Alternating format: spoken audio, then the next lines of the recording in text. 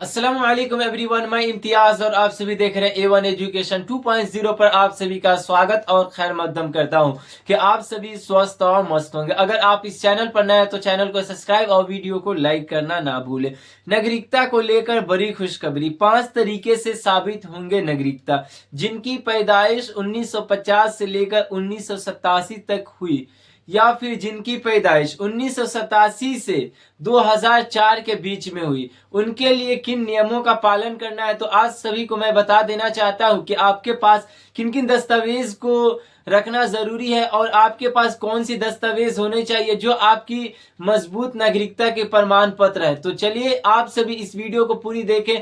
मैं आप सभी को आज पूरे 5 तरीके से आप अपने कैसे नागरिकता को साबित करेंगे तो सारी जानकारी देने वाला हूं, इसीलिए पूरी वीडियो को देखें। क्योंकि सुप्रीम कोर्ट का और जब भी आदेश आया है, क्योंकि कहना है सुप्रीम कोर्ट का 1987 से पहले जिनका भी पैदाइश हुई वो कानूनी प्रक्रिया से भारत की नागरिकता को साबित नहीं करते। क्योंकि जो 1987 से पहले जिनकी भी पैदाइश हुई, 1 जुलाई 1987 से पहले जिनकी भी पैदाइश भारत में हुई है वो भौगोलिक क्षेत्र से भारतीय हैं, लेकिन कानूनी प्रक्रिया से उन्हें दस्तावेज द्वारा साबित करनी होगी। तो क्योंकि सुप्रीम कोर्ट का कहना है कि नागरिकता कानून ये नियम जो भी लागू की जाती है वो कानूनी प्रक्रिया है और जो भी 1987 से पहले भारत में जिनकी पैदाइश हुई है वो भौगोलिक प्रक्रिया है। तो आप सभी को किन किन दस्तावेजों को देना है, तो यहाँ पे लिखा गया है कि सिटीजनशिप एक्ट 1955 क्या कहता है। अगर 1987 से पहले जिनकी पैदाइश हुई है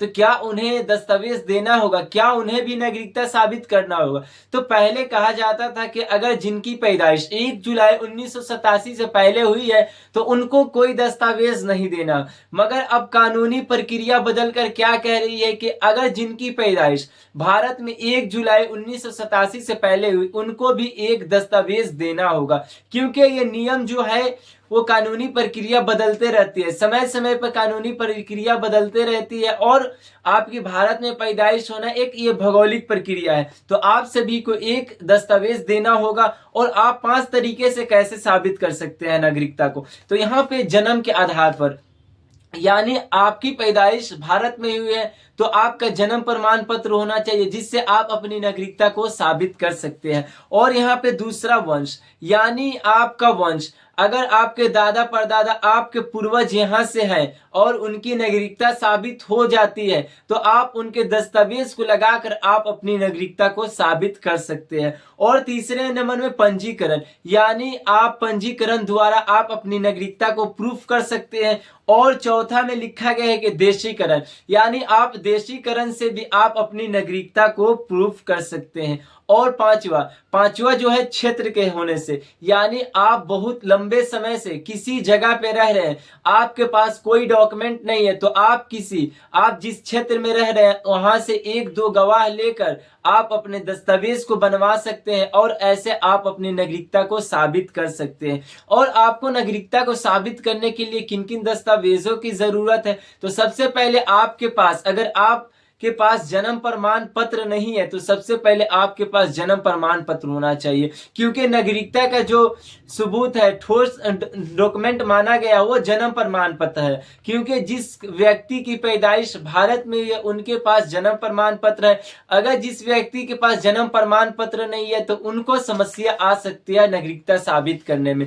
क्योंकि यूपी में जो SIR की प्रक्रिया चल रही है, क्योंकि जो ड्राफ्ट लिस्ट आई थी 6 जनवरी के, उसमें 2,68,00,000 से अधिक व्यक्तियों के नाम को काटा गया है। और यूपी में जैसे SIR की प्रक्रिया खत्म होती है वैसे NRC लागू कर देने की बात चल रही है। और ये जमीनी स्तर पर 3 राज्यों में दिखने को मिल रहा है, जैसे कि जहां पे बीजेपी की सरकार फुल बहुमत से उनकी सरकार है, यूपी और MP और महाराष्ट्र, 3 ऐसे बड़े बड़े राज्यों में NRC लागू होने की प्रक्रिया है। और ये जमीनी स्तर पे वहां पे लागू की जा रही है। जैसे ही एसआईआर की प्रक्रिया खत्म होती है तो वहां पे एनआरसी लागू कर देने की संभावना है। तो इसीलिए आप अपनी नागरिकता को प्रूफ करने के लिए, अपनी नागरिकता को बचाने के लिए आपके पास ठोस जो डॉक्यूमेंट है वो आपका जन्म प्रमाण पत्र है। अगर जन्म प्रमाण पत्र नहीं है तो आप अपना पासपोर्ट बनवा सकते हैं। अगर आपके पास वो भी नहीं है तो आप सबसे पहले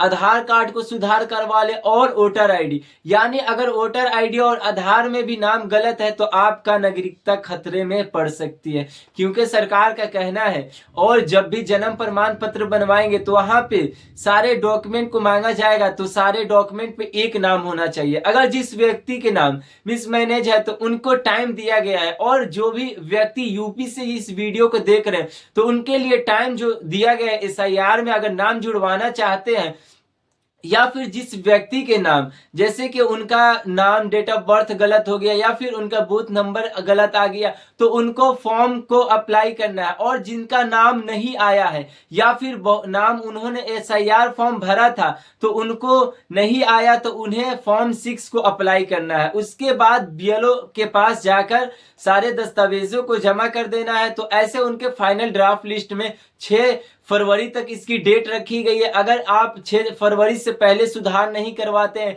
तो आप सभी का फाइनल ड्राफ्ट लिस्ट में नाम नहीं आएगा। तो यूपी में काफी हड़कंप मची हुई है कि नागरिकता को लेकर, और वहां पे बात चल रही है कि जैसे एसआईआर की प्रक्रिया खत्म होती है वहां पे एनआरसी लागू कर देने की बात चल रही है। तो आप सभी के पास सबसे पहले तो आपका जन्म प्रमाण पत्र होना चाहिए, और उसके बाद आपका जो मजबूती डॉक्यूमेंट है वो आपका पासपोर्ट। उसके बाद सहायक दस्तावेज के तौर पर आपका वोटर लिस्ट और आधार कार्ड है। आपका जन्म प्रमाण पत्र और वोटर आईडी और ये पासपोर्ट हो गया, ये सब आपके महत्वपूर्ण दस्तावेज है। अगर आपके पास ये सारी दस्तावेज है तो आप आसानी के साथ अपनी नागरिकता को प्रूफ कर सकते हैं, और 5 तरीकों से आसानी के साथ आप नागरिकता को प्रूफ कर सकते हैं। अगर आपके पास कोई दस्तावेज नहीं है तो जल्द से जल्द आप जन्म प्रमाण पत्र बनवा सकते हैं। अगर आपको जन्म प्रमाण पत्र की प्रक्रिया नहीं पता है तो आप सभी इसमें डिस्क्रिप्शन में मैं लिंक दे देता हूं, वहां से आप जन्म प्रमाण पत्र आसानी से वीडियो देखकर बनवा सकते हैं।